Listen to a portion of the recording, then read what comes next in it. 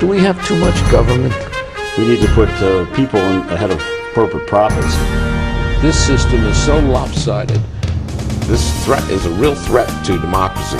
And I think that's really important. That's something we haven't been doing in this country for a long time.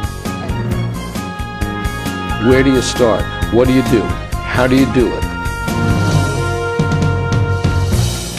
Access to Democracy and other Eagan community television programming is supported by Thomson Reuters, makers of Westlaw Next and based in Eagan. Through Westlaw Next and other innovative online services, Thomson Reuters is the world's leading source of intelligent information for businesses and professionals. Online at thomsonreuters.com. And by U.S. Federal Credit Union, the member-owned financial institution offering service, value, and experience you can trust to the greater Twin Cities community.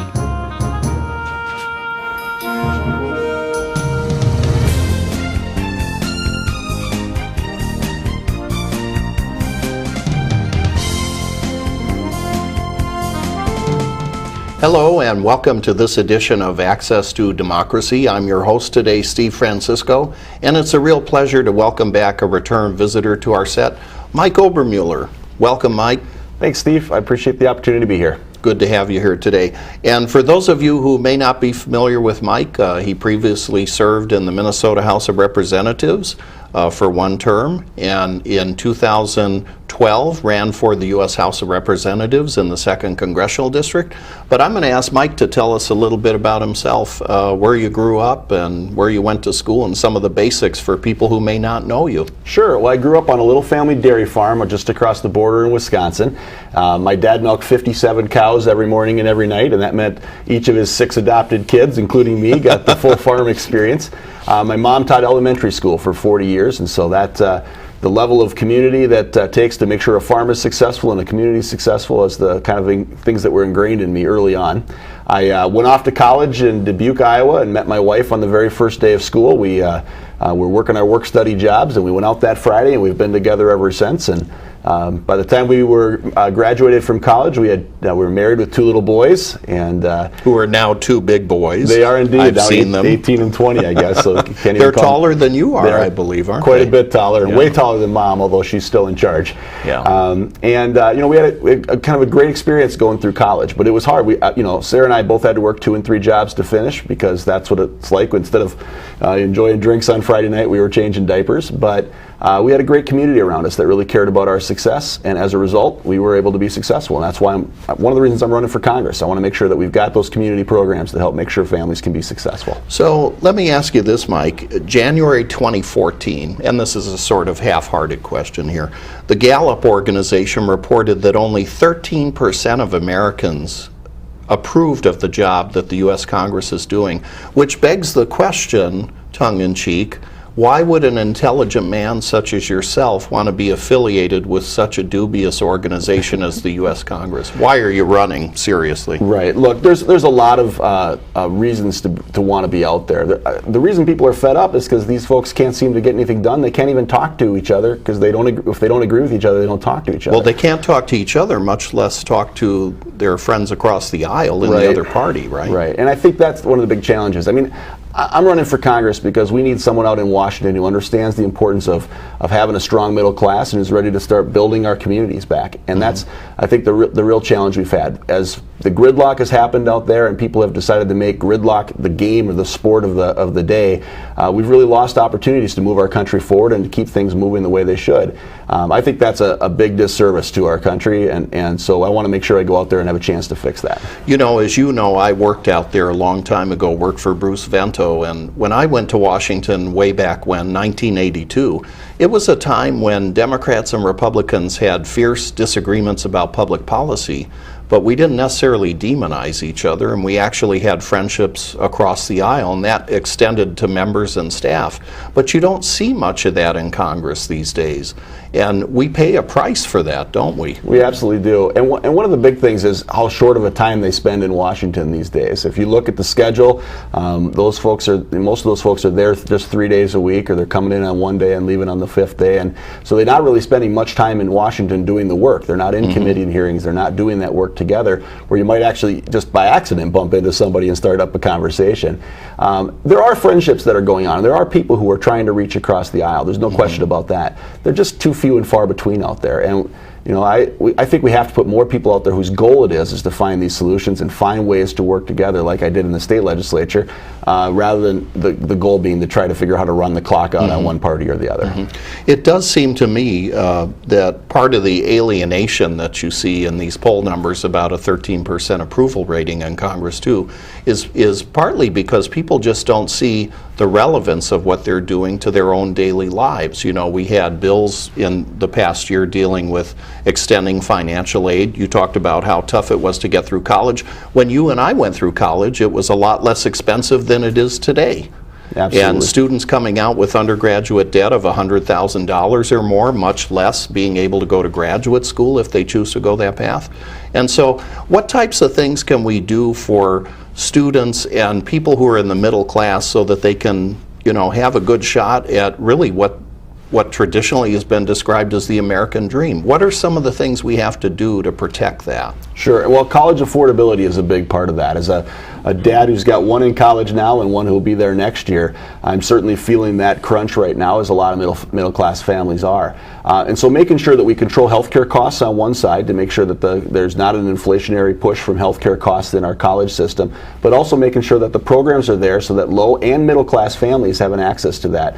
We've done a pretty good job, or at least a better job, of helping folks who are in the lowest of incomes get access to school. And of course, folks who are wealthy or come from wealthy families have some access because of their personal families. But we've got a chunk of folks in the middle who need that equal opportunity going forward, who need some assistance there. So we have to look at programs that will help people up and down the line to make sure that those work.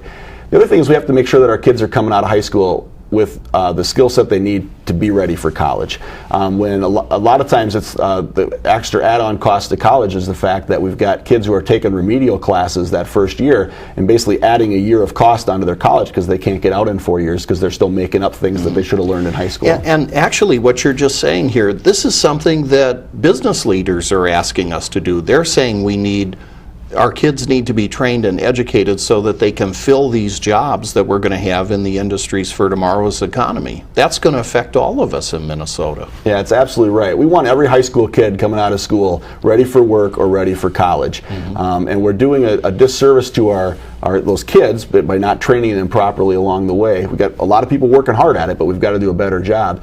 But we're also going to be facing some pretty unique situations where we'll have open jobs and a whole bunch of people unemployed who don't have the skills to fill those jobs. And so we kind of have the worst of both worlds if we don't start training now. Let's talk about the unemployed.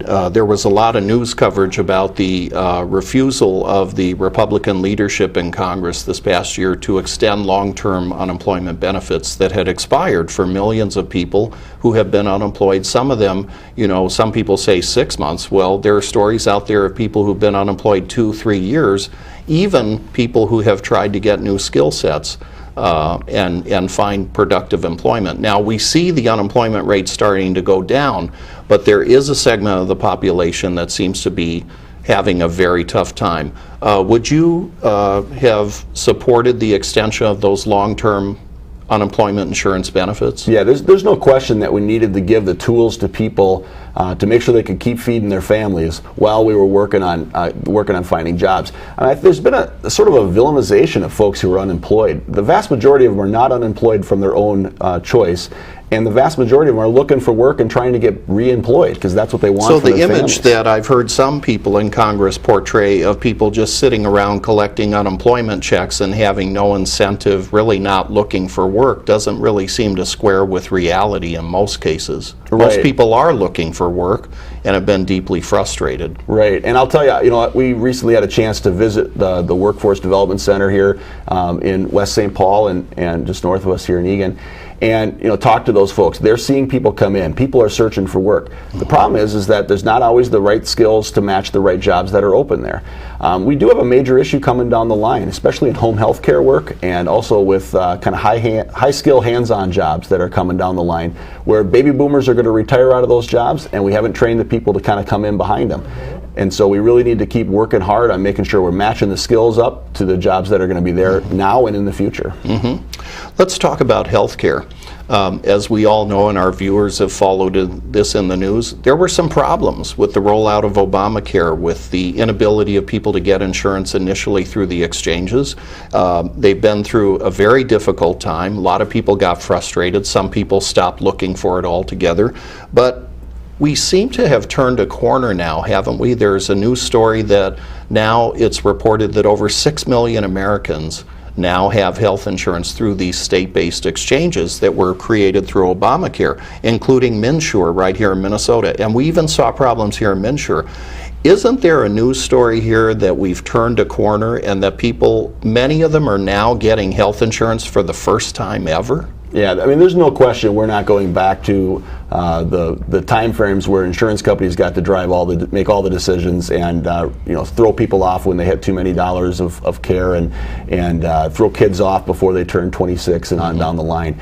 People like the policies that are set forth in the Affordable Care Act. They want to make sure that their pre-existing conditions doesn't exclude them from coverage. They want the dental benefit that comes from making sure that their kids get access to dental care they didn't have before. How about screenings too for things like colorectal cancer, mammograms for women, all kinds of things that will help prevent people from getting sick and ultimately end up spending more money on health care. Right, and I think that those things are not going back. And I think those people who are saying now that we should, there's still folks out there on the repeal bandwagon, or we ought to throw this back and defund it. Well, nobody's been more outspoken in favor of repeal than Congressman Kline was. Although the Republicans seem to have a new tack lately. I've noticed that Speaker of the House John Boehner is saying that the Republicans are going to be introducing a new health care reform bill that is meant to counteract what they see as the continuing problems with Obamacare. What is your reaction to that? Yeah, well, I would like to see it, because up till now, Plan B has been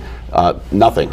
There has really been no alternative solution from them, and I don't think there is a solution out there. The reality is, I think when that plan gets rolled out, you're going to see all the main tenets of the Affordable Care Act there, because they're not going to take away the ability for their kids to get on till the 26th. They're not going to start reopening the donut hole in Medicare Part D.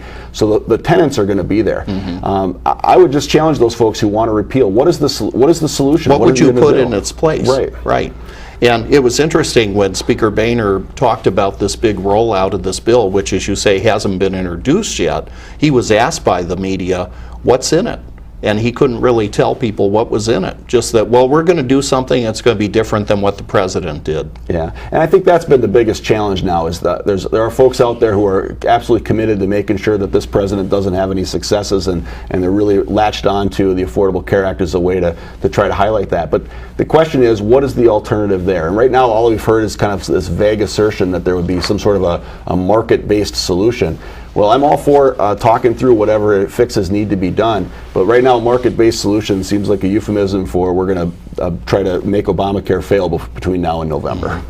I think one of the more perplexing parts of this whole debate about health care reform has been people talking about a government takeover of health care. When I look at the Affordable Care Act, I see anything but a government takeover of health care. Okay, to be sure, you have a few low-income people at the bottom who are being brought into the early Medicaid expansion, but not every state did that. Minnesota was one of the states that did it. About 35 or 40 states said, no, we're not going to do that.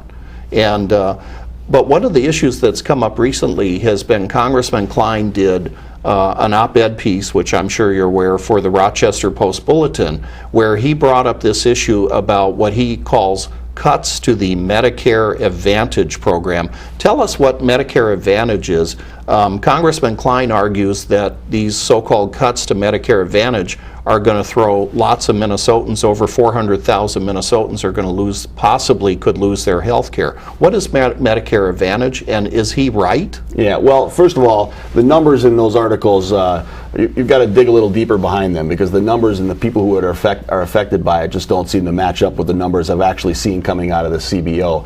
But the reality is these programs, we've got is essentially add-on programs to help supplement what's already going on in our Medicare system, and trying to make sure that those programs, people have access to the care that they need going forward.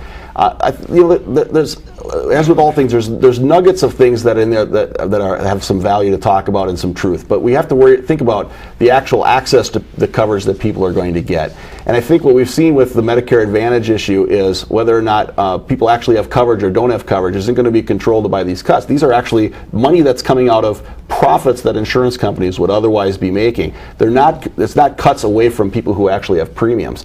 It's not going to necessarily drive those premium costs up. Yeah, the information I found indicated that these Medicare Advantage plans can basically charge different out-of-pocket costs for prescription drugs, and of course out-of-pocket what you pay on your own before insurance kicks in, and that they also have different rules about how you get services, like whether you need a written order for your primary care doctor to see a specialist or to get certain medical services.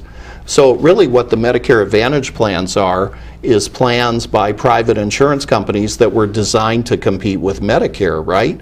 And one of the issues has been that the cost hasn't always been lower. In fact, for beneficiaries, it's often been higher, right? And sometimes considerably higher. Yep, and these dollars that are coming out that Congressman Kline is talking about are essentially bringing those payment models in line with each other now, and that's the issue, I think. So, look, we have to make sure that we control costs in our Medicare system and our Medicaid system. We've got billions of dollars in fraud that still happens in that system all the time, and we've got to root that out because we want to make sure that it's an efficient system. Right. We also need to talk about how we shift the payment model to make sure that the care that people are getting, that doctors are incentivized to keep people healthy rather than just treat them when they're sick. Right. Those are the kinds of reforms we should be focusing on rather than trying to inflame passions and make election issues out of policy things. Mm-hmm. And scaring people, suggesting to them that they're going to be paying a lot more or being dropped out of their plans, when in fact the organizations that were sponsoring some of these plans were saying, no, their cost figures are very different and they're a lot lower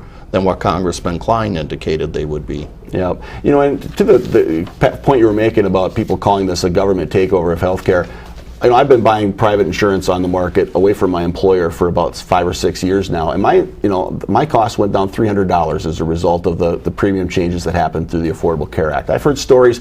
There's a few folks out there, and Congressman Kline's article talked about a few folks who are facing some higher premiums. I'd like to talk to those people. Please come help.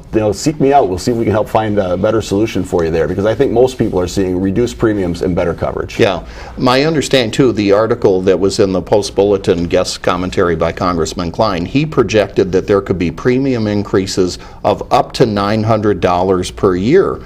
But if you read the testimony that was presented before the House Energy and Commerce Committee by this Wyman organization that's representing the insurance industry, they actually said that it could have an economic impact in the range of $25 to $35, and that there is only 175,000 Minnesotans who would be affected by this.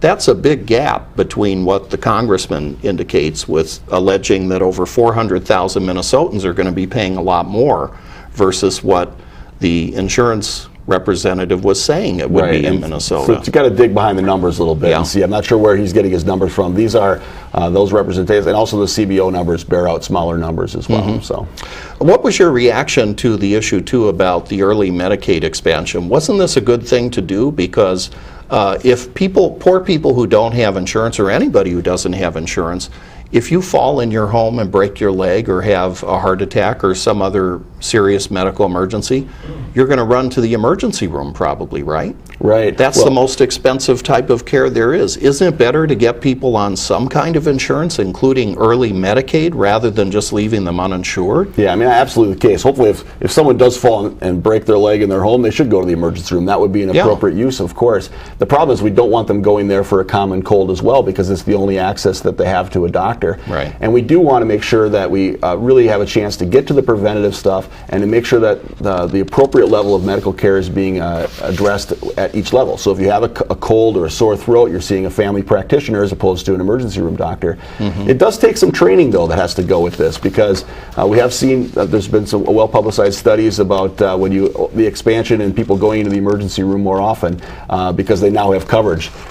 people need to learn that it's okay to delay that and try to talk and find someone that is the appropriate level. So there's some training that has to happen to make these programs work as efficiently as we want them to be. But the best part is people now have access, they're talking about their coverage, and they're going to have a better chance of staying healthy in the first place, which is going to make them more productive, and that's beneficial to the rest of us.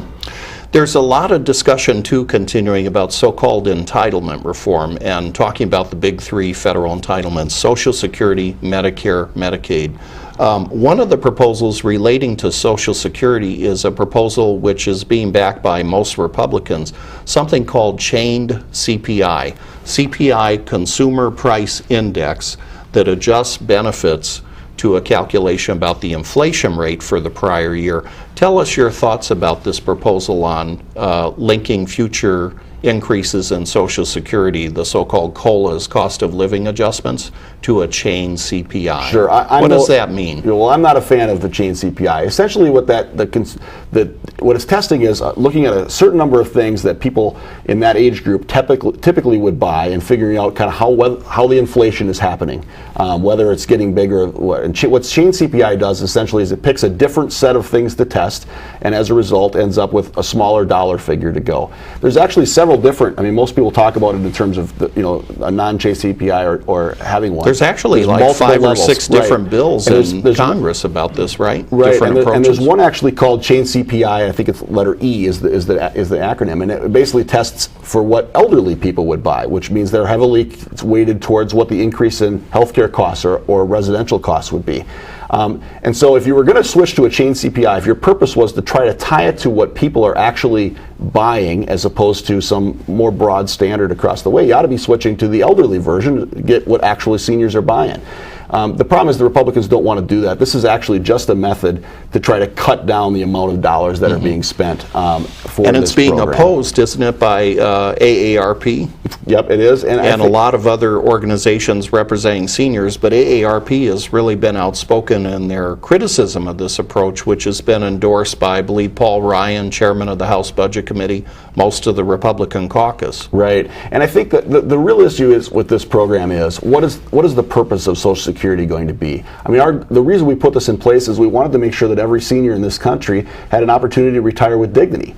And if you take away and keep ratcheting down the cost of living increases, which are actually happening, the increase is happening, you're basically decreasing the amount of dollars those folks are putting in their hands and the amount that they can spend to live with dignity going forward.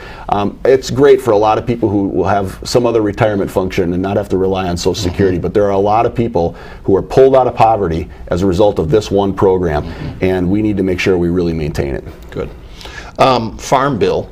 It seemed like we were never going to see Congress finally pass a reauthorization of the Farm Bill. Very important issue to a state like Minnesota, where we have obviously farmers, families directly engaged in agriculture and agricultural production, but a lot of companies in Minnesota, a lot of workers in Minnesota whose jobs are tied to the success of the Farm Bill. Now, when this bill was being debated, Congressman Kline supported a proposal to basically separate the nutrition title of the bill from the rest of the Farm Bill. Traditionally, it's included both the nutrition programs, now it's called SNAP, used to be known as Food Stamps, Supplemental Nutrition Assistance Program. He wanted that cut off from the Farm Bill to be off on its own.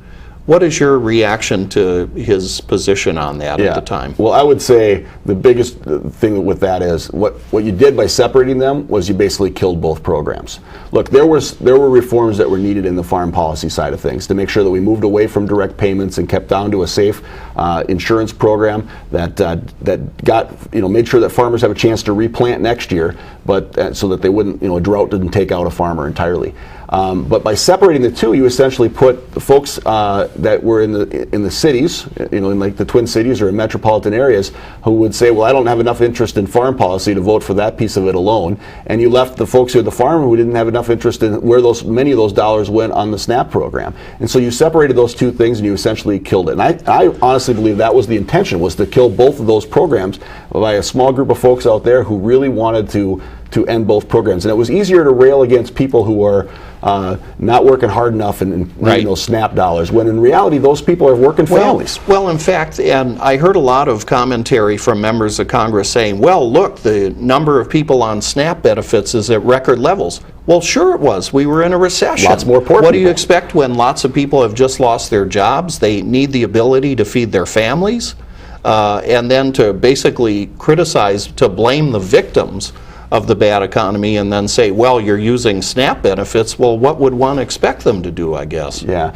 and and the thing is, I don't think a lot of people understood where all those dollars go, and that's Meals on Wheels, that's feeding hungry kids at school.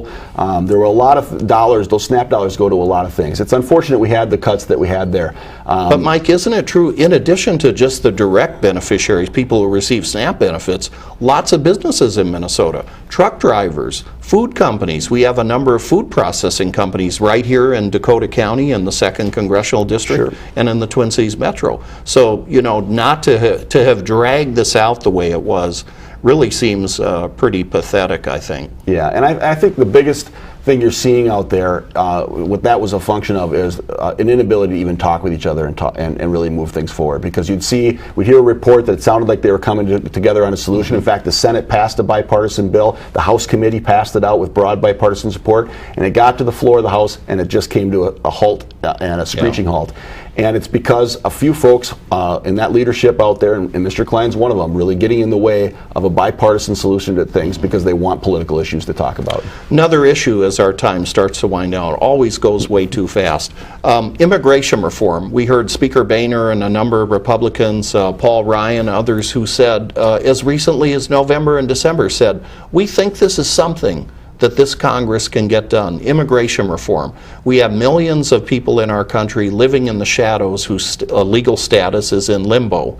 Do you support Congress taking up immigration reform?